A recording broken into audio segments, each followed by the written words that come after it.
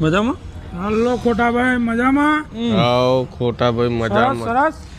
હા હું કહું ચમ ઉતરી જે કરી જેવું મોટું કઈને ઉભા રહ્યા નોકરી આવી હે ને હવે તો હની નોકરી અલે સરકારી નોકરી આવી ડ્રાઇવિંગમાં એવું વાપર્યું તું મેં. તાન ત્યાં આવી હતી જ ને નોકરી. તો પેડા જ ખવડાવો.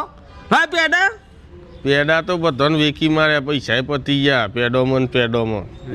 જો લે જો આરે જો પેડા ખવડાવવાનું આવે ને દીના એટલે આરે આવું જ કરે છે યાર. નાટક કરે.